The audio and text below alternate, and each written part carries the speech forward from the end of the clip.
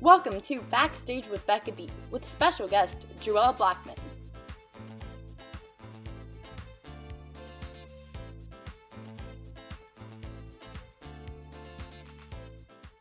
Hi everyone, and welcome to this episode of Backstage with Becca B.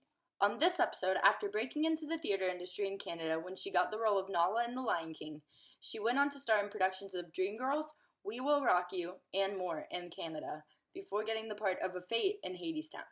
She then went with the show to New York and made her Broadway debut in Hadestown as a Fate in 2019. Please welcome Jewelle Blackman. So, how have you been during this kind of weird time in life? It's weird. That's the only way to describe it. It's a blessing in a way because there's so much time.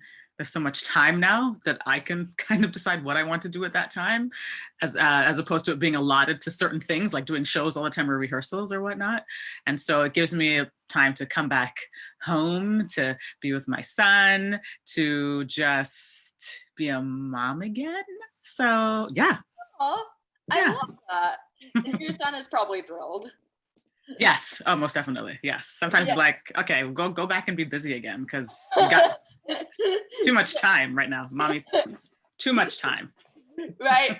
Let's be like independent and stuff. Yeah. Let's find some balance here. Let's find some balance here. Yes. And I'm sure you miss performing 8 times a week and stuff. Oh, definitely. Oh, that goes without saying. You know, it's and I can't believe how long it's been now, where it almost feels normal not to perform daily because it's been so long. And so I know that eventually when Hadestown comes back, I will have to relearn everything. Yes, that's one of my questions later on the list about like stamina in the show that I'll get to.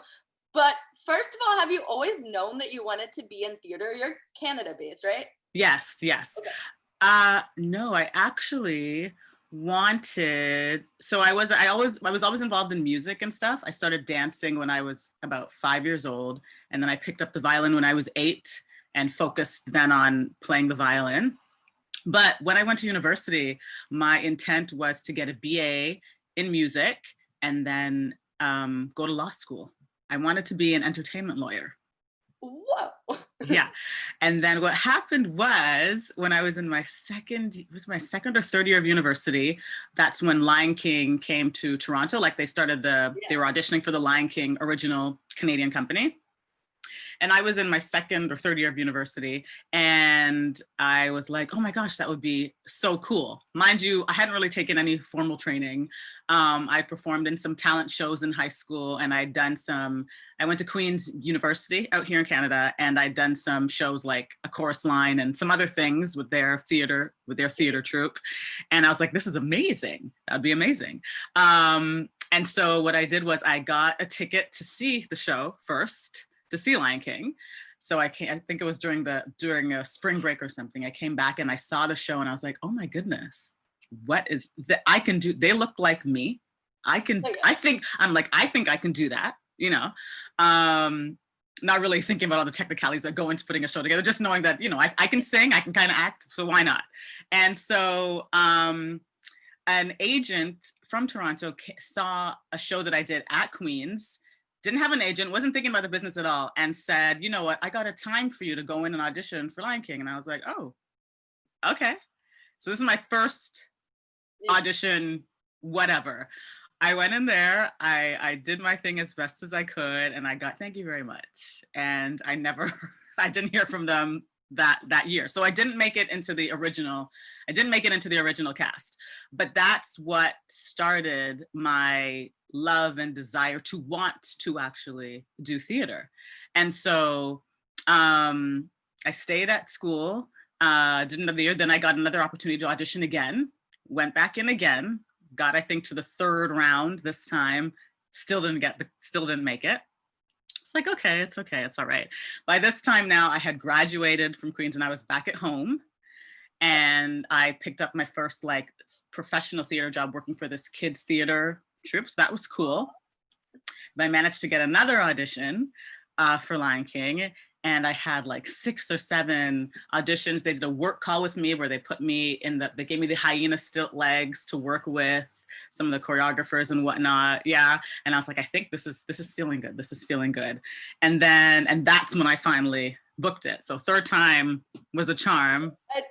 And that's how it all started. But this business was never my intention originally. Never. I thought I was going to be a lawyer. Now my sister's the entertainment lawyer, and I'm doing this.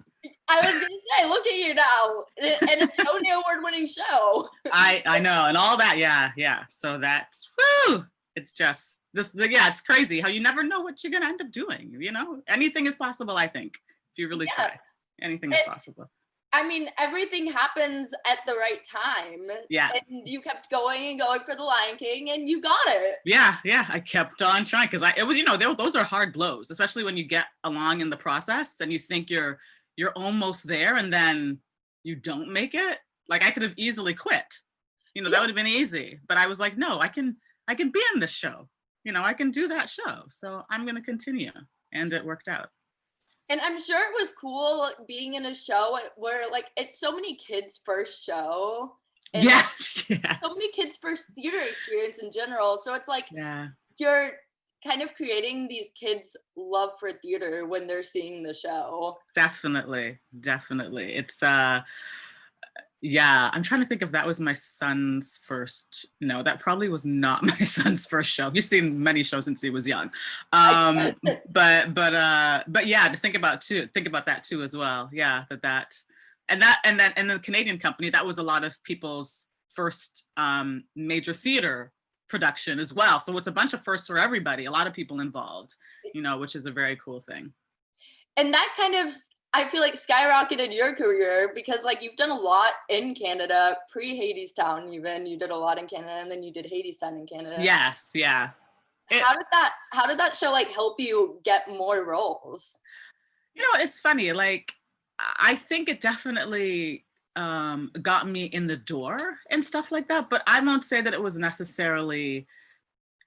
I didn't ever feel like that helped me become a shoo-in moving forward, as those kind of things can happen for other people. I don't think that necessarily happened for me. I still had to audition. I still got no's. I think it was a while before I got my next big thing after Lion King. I think after Lion King, I actually went and worked on Disney Cruise Line. Ooh. For a while. Yeah. Before I came back and did another gig in Toronto. So it wasn't, I think it helped get me in the door, but it definitely wasn't like, oh, we're immediately going to hire her because she played the lead here. It didn't happen like that for me. Not for me. Yeah. I mean, was it cool, like kind of stepping into a role? Did you watch Lion King growing up, and was it like always like kind of like, I don't know, maybe this can happen, like maybe I can play this role eventually or sing these songs at least? Well, I guess because Lion King happened like right during I'm trying to think of when the movie came out, and I don't know how long the theater, the stage version came out after the movie. So I'm trying to remember, but I don't, because remember, it was never my idea for career. So I didn't necessarily have that kind of like, I wasn't pining for it in that way. It's just that when I finally saw the theater one, I was like, oh, I think I can do that.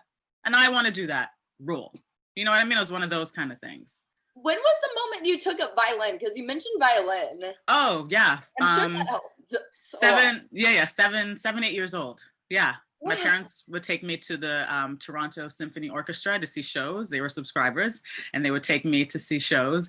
And I think it was like the first or second time I was really taken away by the strings and the violins. And that's when I was like, Mommy and Daddy, I want to play the violin. Just like that. And they were like, okay, she's going to get into music, obviously.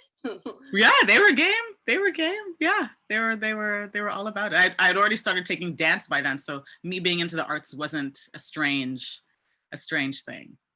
Look, you're like triple talented, or like. Well, no, I stopped dancing, so now I call myself a mover. I move well because I stopped taking lessons. I mean, but like you've been on a Broadway stage, you've been on theater stages, so like you can dance better than I feel like the average person probably. I'm a better average mover. Okay, fair. You gotta give yourself that though. Yeah. Because there are dancers who have trained, and I'm like, I cannot, even touch them. So I stay in my lane. Yeah. So I want to get into Hadestown, obviously, but I also saw you did Dreamgirls. I did. Loved that. And I put two and two together. I was like, okay, she's played two roles that Beyonce's played in movies. That's right. Yeah. Basically like Beyonce level in theater. Oh, that's a nice way to put it. That's a very nice way to put it. Yeah. Loved that. Yeah, that was the Canadian premiere of Dreamgirls. Oh, love that show. Love that show. Such good music. Soundtrack. What was your favorite song to sing on the soundtrack? Oh my goodness. Let me see. Love me, baby. There is the I don't think it's as well known. Of course, We're Your Dream Girls. That one's great, but I don't think it's as well known, but it's the second act opening number. I can't remember how it goes or what the song, but that was always my favorite to perform, because it's this real Vegas. It's like, I think when they're opening up a show in Vegas, and that's how the second act opens, and that is my favorite. That was my favorite thing to perform in that show. And it's probably a spectacle to watch. Yeah, exactly. It was. Yeah, sequence and fur boas and stuff like that. It was amazing. I love those kinds of shows so much. Yes. And, I mean, Hadestown is kind of like that. Getting into Hadestown is kind of like that, but it's more like, it's like a show you can't really take your eyes off the stage when you go see it. How did you get involved with Hadestown? Like, what brought up, like, when did you get the audition? Yeah, so let's go back. So that would have been 2017. The summer of 2017, I was actually just laying in bed late one night. I had told my agent, because my son was still kind of young, that to not submit me for things taking me outside of the province. So like the States has states, we have provinces in Canada. And so I wanted to stay close to home. And I told her not to submit me for any things. So she followed me and did exactly that. But I happened to be online one night just looking at different programming that theaters across the country, what they were programming in their season. And I came across the Citadel, and then I saw this thing, Hadestown, and I was like, and just the image alone gravitated. I was like, what is this? What is the show about? And then I looked up N.A.S. Mitchell. I listened to the music. I was like, what the hell is this? Is amazing. Then I looked up who the director, Rachel Chafkin. I was like, oh my goodness, they're doing this in Canada. I have to submit. So I submitted myself at 3:00 in the morning. Didn't even tell my agent.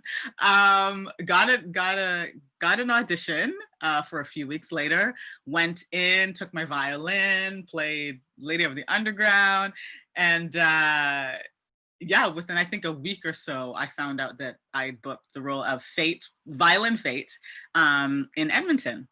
And that's how it all started for me with Hadestown. Wow, and Citadel's a big theater in Canada. Yeah, it's a pretty good regional. Yeah, it's a pretty big theater, and they have some great programming. And it's kind of ironic because the current artistic director, he went to the same university as me. He's a few years older than me, but he's went to the same university as me, so we had that kind of strange connection. Yeah, he's programming some great shows out there. Learn from some of the same talented people. Yeah, there you go. Was there a moment pre-Hadestown going to Broadway that you were like, okay, this is gonna be huge? Oh yeah. As soon as I was there and working on it, and just the type of show that it was, because I've never been in a show like that before. Even though the version at the Citadel is somewhat different from what is now on Broadway stage-wise, and even storytelling, it's much more clear on Broadway now. But I could tell that this was a special show. I was like, yeah, you're right.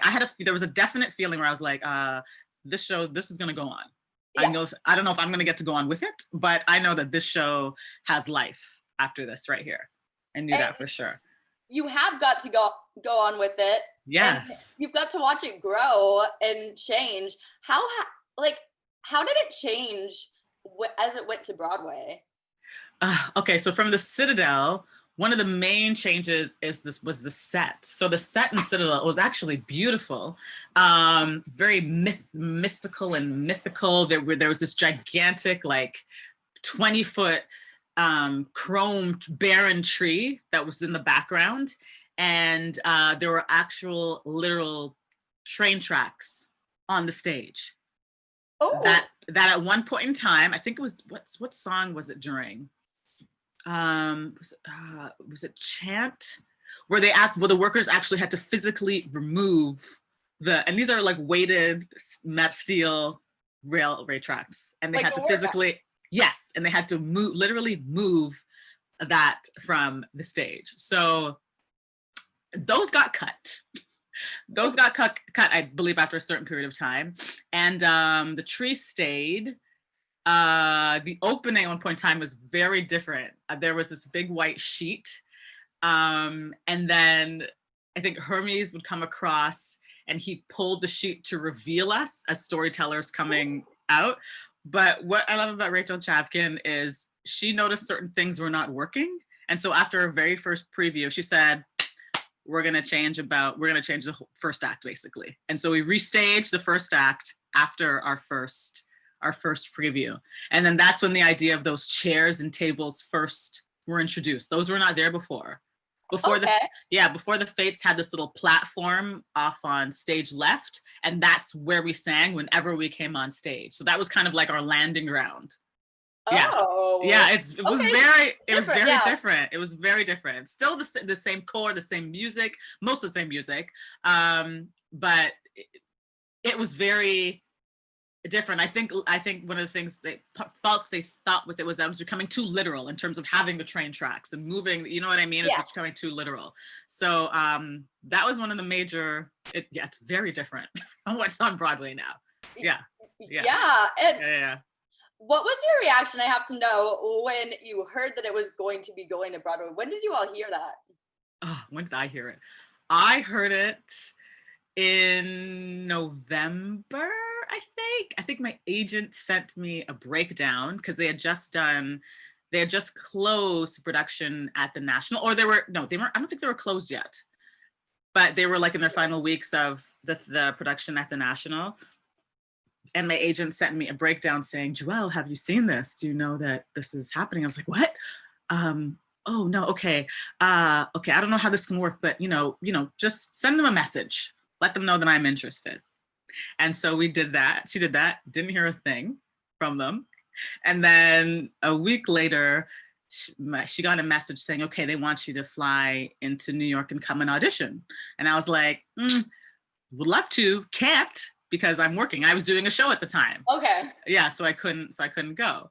And so they're like, well, can't you submit a tape? And in my head, I'm thinking, they already know what I can do. Why do they need a tape? But okay, I'll submit a tape. So one day in between a two show day, I went up to one of the rehearsal halls where I was doing a show and filmed a tape and submitted it. And that was around mid-December. And then by January, I remember the date, January 7th is when I got the call that I booked Broadway. Oh my gosh. Yeah. Was it 2019, January 7th? It was 2019, January 7th. That's when I found out. So it happened quick. Oh, it happened quick. Yeah. They got a tape and they're like, and okay, get a visa or we'll get you the visa, Jewelle. And within months. Yeah. Within a month, I was gone because I left on February 10th. Yeah. Wow. And I was going to say your violin skills are probably a huge plus when it comes to Hadestown. They were probably like, okay, so she's really good at this and she's really good at singing. So let's make her play the accordion. Yeah. No. I was like, I remember when I got the call and my agent told me, and you'll be playing the accordion. And I said, I said, that must be a mistake. I thought it was a mistake. I honestly thought it was a mistake. So I said, oh, no, that can't be right. Just go back and be like, yeah, of course I'll take it. But just, I'm not playing the accordion. Obviously, I'm the violinist. And then they came back and they said, no. Liam Robinson, our music director, he's like, no, Liam knows you can play the piano and you're musical. And so you're going to learn how to play the accordion. And I was like, oh, if you think I can do it, then I guess I can do it. And so that's what happened. How long did it take you to learn that? Oh my gosh. So I started rehearsals February 11th. When did we do our first preview? Was it something like March? Was it March? It was March-ish. Yeah, it was definitely March. I want to say 13, but no, I feel like that's too soon. But somewhere around that vein. Yeah, so about a month. And what I would do is before rehearsal, but I didn't get the accordion until about a week and a half into rehearsals, which was also a little unnerving. And I taught myself. So I would come in about 35 minutes before each rehearsal and practice the accordion and basically teach myself the accordion. Yeah. What?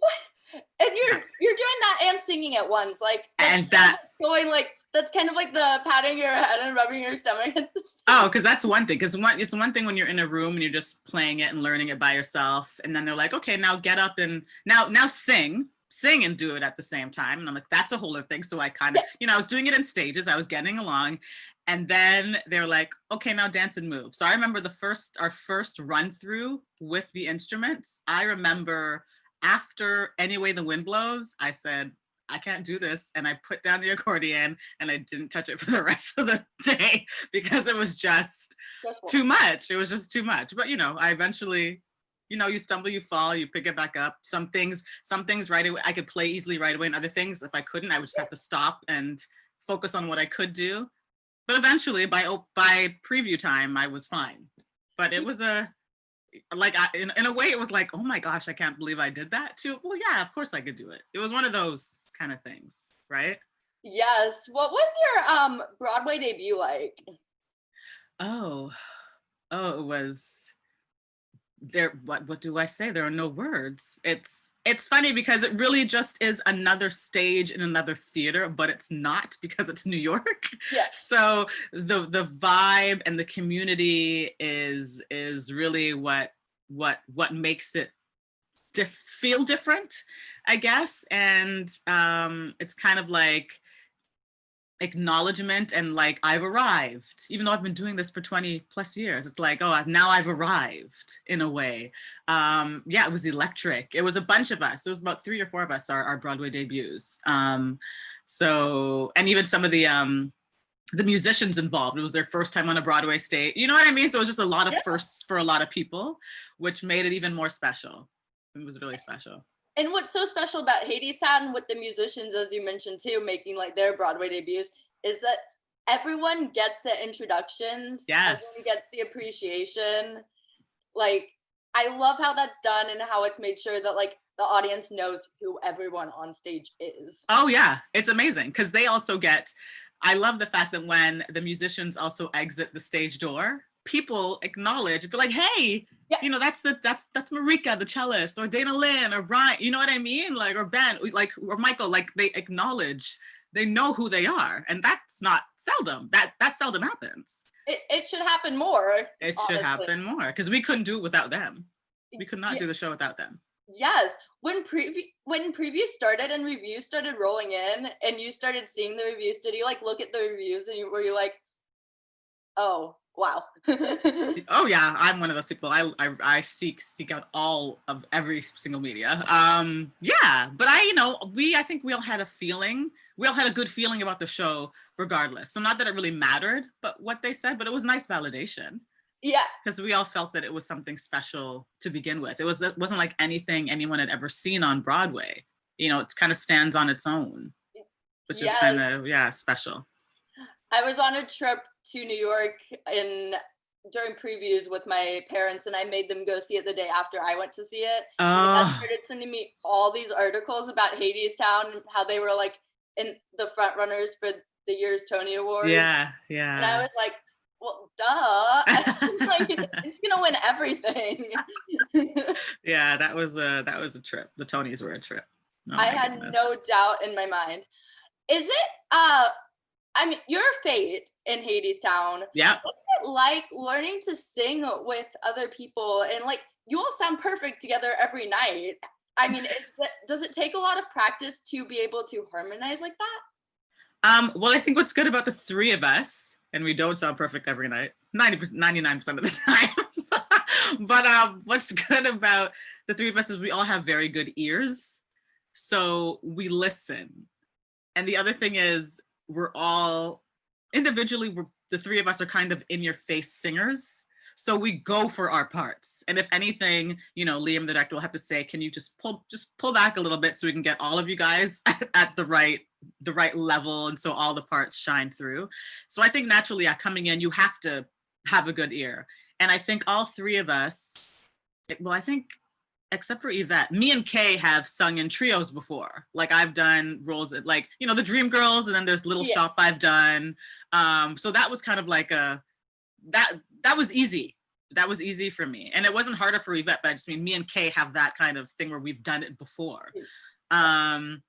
Yeah, and I think it was just knowing when to pull back with the three of us, because we're all very forward, in-your-face singers. We can be very forward, in-your-face singers. So we make room for each other, for each of our voices to shine. And yeah, and it wasn't that hard for us to come together. It didn't, and that shows how much they trust our voices and whatnot, because they didn't audition the three of us together. I've auditioned for Hairspray in the past, where they do, at the audition, they put you in different groups to harmonize with other people. They didn't do that for us. For one, I wasn't even in New York, right? It was a tape that they used for me. And Yvette and Kay, I don't even think they sang together. So that's a testament to to Liam, knowing that, you know, these three voices will work together. Yeah, they knew. They were like, that's gonna be perfect. It's gonna work. Do you have a favorite song to sing with them in the show? Oh, When the Chips Are Down. Easily. Okay. Love that. Easily. It's iconic music. And it's like music that I feel like the show's gonna be around, I feel like, as long as Wicked and Phantom, in my opinion, it should be. Yeah, like, it makes it so, successful, and like makes these audiences who have come back multiple times since the show opened. Yeah. What do I think? What is it about? Is that what you're asking? Yeah, what is it about the show that? So many things. It's the originality of it. It's the diversity of it. It's the inclusiveness of it. It's the showcasing different types of voices. Like, how often do you get a Patrick Page sounding voice? How often do you get an Amber Gray sounding voice? How often do you get women singing down in the depths of the, you know, you don't get that. And then the men singing way up high. You know what I mean? It's just, and even like, just, it's a culmination. It's seeing yourself on stage, seeing people who look different, you know what I mean? Seeing America reflected back, or North America reflected back on stage. You're not seeing any one type of person. I think that is important. Also, what the show talks about, it's somewhat prophetic and kind of scary, because look at where we are now. All of the things that it touches on, and just the fact that Aeneas wrote the Why We Build the Wall, like, when was that? 2007, like a long time ago, pre-Trump. Right. And just how topical it is, but it will always be topical, because it's of every moment. It seems it's not just of one moment in time. It seems like it's every moment that has come and that will come. And that's what I think is so special about this show. Yeah. Yes, it's so relevant. And I think it was also funny because there was someone like sitting next to me at previews who was like, oh yeah, this is like my third time seeing the show. And it was like, I feel like it was like the 10th preview or something, or I don't know, but it was like not even a weekend. Yeah. And I was like, oh, wow. It's amazing. Yeah. And I think Aeneas Mitchell, of course, she also brought her own fan base to it, right? Who know her music, her folk music. And then Rachel Chapkin with Natasha and the Great Comet of 18, like she brought her fan base over as well. So, you know, there are people, I think, waiting and couldn't wait to see what these two amazing creative minds would put together. Yes. I had a really interesting kind of random question about the Fates. Okay. So the Fates are kind of, I feel like they're kind of shown in like a negative-ish light. Yeah. Okay. They get in Eurydice's head, and they get in Orpheus's head. But is there a moment like where you wish you had like a fate like in a positive light in your head, like telling you something? Well, see, for me, it's the way I see it. I don't see them as negative, being shown as negative or whatnot. They just kind of are. And with the three of us have different ways of telling you how it is. I may be a little bit more cutthroat you know, Kay may say it with a little bit of sass, and Yvette seems to be the one who smiles it at you in your face. Do you know what I mean? And so I like, I like how it's done, because it's like the three of us are just, we're just telling you how it is. We're not saying what's right or what's wrong. We're just letting you know what's about to go down, and you can follow suit or you can try and do your own thing. And that's it. And that's it. We're just constant reminders in your head.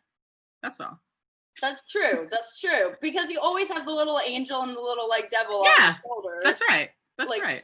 Yelling in your ear, and you're like, listen to the angel, not the devil. Yeah, exactly. Exactly. It's up to you what you want to do. It's up to you. And we already know how it's going to turn out, but you can still go forth on your journey. Yes. I feel like there's been so many memorable moments with Hadestown since it opened, in like a little over a year ago. What's the most memorable experience for you so far from being in the show? Ooh, oh my gosh. Oh my gosh, how do I begin? There are so many for me, just because, you know, moving to New York, first time on a Broadway stage, performing on a Broadway stage. I remember going to my first fitting was actually my first day, was the first day of rehearsal, and it was an hour before rehearsal, and that was cool in itself to be fitted for this costume, you know, originating a role. You know, how do I, like, recording the album, like going to the Tonys, performing at Radio City. Like, there are so many memorable moments. I could write a book on memorable moments from Hadestown. Doing the Tiny Desk. Who knew that would happen? Being nominated for a Grammy, then winning the Grammy. Like, it's literally, it's literally the Macy's Day Thanksgiving Parade. Thanksgiving here in Canada isn't as big a deal as it is in the States. So I didn't necessarily understand. I'm like, what's the big deal, guys? Until I did it there, and I was like, oh my God, this is amazing. You know what I mean? So it's like all of these firsts, and all the people that have come to see the show and that I've met because of the show. Yeah, there are too many. There's not just one. It is an entire moment. Hadestown is a moment. That's the best way I can say it. I can imagine. Was it cold the day of the Thanksgiving Day parade? It was freezing. Apparently this year it was much warmer there that day. It was freezing last year. It was I'm sure so cold. Kicked in though, and you were like, a little bit, but it was cold. It was so cold. Yeah. I mean, I don't think you'll get enough credit. The performers get enough credit for like dancing in their costumes, which are most of the time not parkas. No, not at all. unless you're in Frozen or something. I don't know. Yeah. Even Frozen, I feel like it's like if you're in Frozen in the parade, then you're like in the probably Elsa dress. Oh, that's true. That's true. Yeah, so, it was cold. It was very cold. I can't imagine. And I mentioned earlier the stamina that it takes to perform 8 times a week. How did you get used to that? And how have you gotten used to that? Like with performing on Broadway, performing anywhere? Yeah, really? Yeah, it just takes time. It takes time. And a lot of it ends up becoming muscle memory. So you're not necessarily thinking about it or having to work as hard. Yeah. But I will say with Hadestown, it was a little bit more difficult. You really have to be on your toes and can't really get into a zone when you're doing the show because of the turntables. You know what I mean? You can't ever just relax on that stage, or your foot might go the wrong way, might get caught somewhere. So yeah, it really is muscle memory. And you know, the more you do something, the more used to it you get. So even during rehearsals, you know, after when the chips are down, I would be panting. Like it's a workout. You're really putting it out there. And eventually, you know, it does get easier, but even up to before we shut down, I'm still panting after the end of when the chips are, maybe not as much, but I'm still doing it. So, you know, you have to take care of your body outside of the theater as well to make sure that you have that physical ability. And then the adrenaline, of course, kicks in once you begin the show, which helps. For sure, for sure. Do you have any, you mentioned meeting people. Do you have any favorite stage door experience? Who have I met? Who is, yes. what's her name from Orange is the New Black, Uzo. She came backstage and I met her, and we were both, it was crazy because she was freaking out over me and I was freaking out over her. So that was a very sweet moment. Michelle Obama came and we all took a picture. We met her, took a picture with her. Steven Spielberg, I met him, talked with him. George Faison, fabulous. He was so lovely. Oh my goodness, who else? There are so many people I know I'm not mentioning, and it's terrible. But those were the ones that, pardon? I'm sure there's starstruck moments. Yeah. Those are the ones I can remember. Dawn Lewis from A Different World. I love A Different World. So when she came and we were talking about the show, that was amazing. Yeah, so many people. And they were all Lin-Manuel. Yeah, Lin-Manuel too. Yeah. Just a lot of people. Speaking of other Broadway legends like Lin-Manuel, what is a future dream role? I mean, I feel like few things are better than originating a role, but what's your dream role on Broadway? I actually don't, like you say about originating, I don't know if it's been written yet. Okay. I don't think it's been written yet. Yeah, when I really think about what my talents are and how it can be best used, which I think Hadestown has helped me to realize and focus on. I don't know if there is a part for me, but I feel like actually if I were to go back to classics and if there were a reworking or retelling of an older story, I think there might be something there. Because I actually think that lower voices were celebrated more and were given more opportunities in older style, in older musicals. I think right now it's the era and the time of the belt high. And, that's great for some people, but not everybody. We need your style of voice. Right, thank you. It's so unique, and like the tone is it's just perfect. Thank you. Thank you. Yeah. Well, if there was a Nina Simone musical ever, oh my goodness, I love that woman. That would be amazing. That would be amazing. Yes, let's make it happen. Manifest that happen. Yes. would love that. And before I get into the album that was just released, how do you work on self-confidence in this industry? Because it's such a tough industry and you get a ton of no's before you get yeses. Yeah, you have to, it's difficult. You have to not get hung up on the idea that you booking or not booking anything has to do with your self-worth. So you're not more worthy because you booked something and you're not less worthy because you haven't.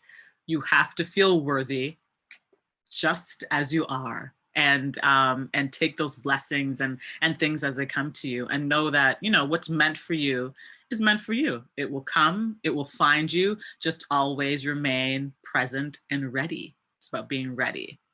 Yeah. Yes. Yeah. But that's a tough thing to learn. And it hurts. It sucks sometimes. I'm still here. I'm doing self-tapes like crazy because the TV industry out here in Canada is booming. Since COVID, so strange. And I'll submit like 5-6 tapes a week, and I don't always hear something, and I have to just not take it personally. Do you know what I mean? Even though I think I did my best work, I have to be like, there's something else will come.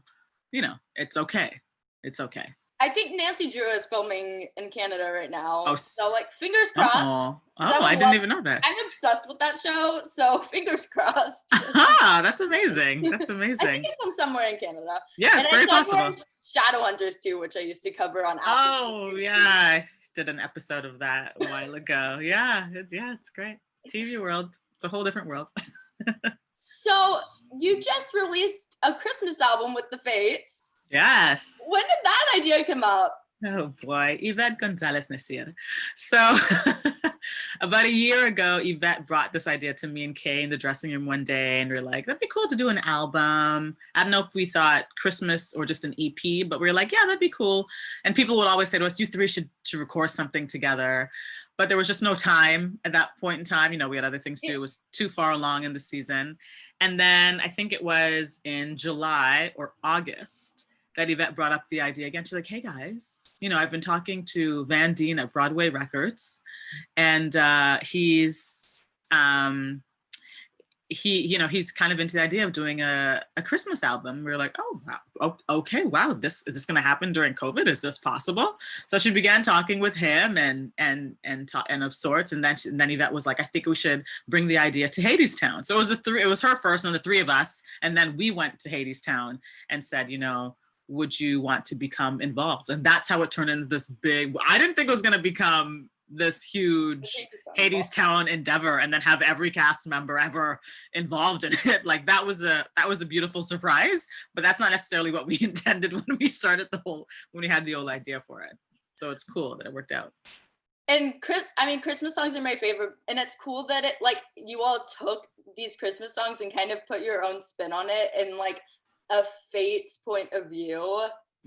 I don't know how many people have listened to it yet, but it's so unique, so original. It's different than any other Christmas album that you hear during this holiday season. Yeah. I think it was Robbie Rizal over at Broadway Records. He described it perfectly. It's like a winter album, because that's how it's really about the season and the weather, which is all Hadestown. You know what I mean? And the storm, literally and figuratively, that we're all experiencing right now. That is COVID, right? Right. And being Hadestown, this is exactly the kind of album that Hadestown would make, because Hadestown is not your regular music theater sound. We're not just looking to cover songs and sing them the same way or sound the same way. We'll put different arrangements on it. Luckily, Todd Sikafus and Liam were able to do that and did a fabulous job in a very short period of time. Let me stress that. It's kind of amazing. It's so good, and I'm so happy that it's getting so much attention and that Hadestown is promoting it and that it's on board with it. Yeah. I mean, we're thankful. All Fates, all the praise. Thank you. Where can people buy the album? Ooh, you can go to, I should know all these things. You can go to Broadway Records to get it, or it's on Amazon, it's on Apple Music, it's on Spotify, it's on Tidal. It's basically everywhere. And you can go to, my sister went to Barnes & Noble and picked it up the other day. So it's everywhere. That. Yeah. You can get I'm it. gonna go on Barnes & Noble and have a photo shoot now. Yeah. With my mask on and stuff. Yeah. I need to order a Hadestown mask. I've been meaning to do that for sure. Oh, yes, they are cute. And I'll just go in and do a photo shoot. Yeah. So my last question was before, what do you think live theater is going to be like when it does come back? But to change it up, what are you most looking forward to about live theater coming back? Because I think that's a little more light. Yeah. Oh, just being able to share a lived present experience with other people again, creating with other people again, getting that feedback from your fellow castmates and from the audience in person, live. Do you know what I mean? That energy, that synergy that you feel in the theater right before the show begins. All of that. And just seeing those faces again in the theater. You take for granted walking into those theaters, signing in, just hanging out, all the shits and giggles that we have backstage. Just that. Yeah. And I'm so eager for people around the United States and hopefully Canada too. Yeah. More people in Canada to see the national tour of it. Oh yeah, they were in the throes of casting that. So I didn't even know what's happening there. But yeah, eventually, hopefully it'll get shared, throughout the country and stuff like that. So that'd be great. I'm LA based, and all of my LA friends have heard me talk nonstop about Hadestown. They're like, okay, I have to see what she's talking about now. Of course. Yeah.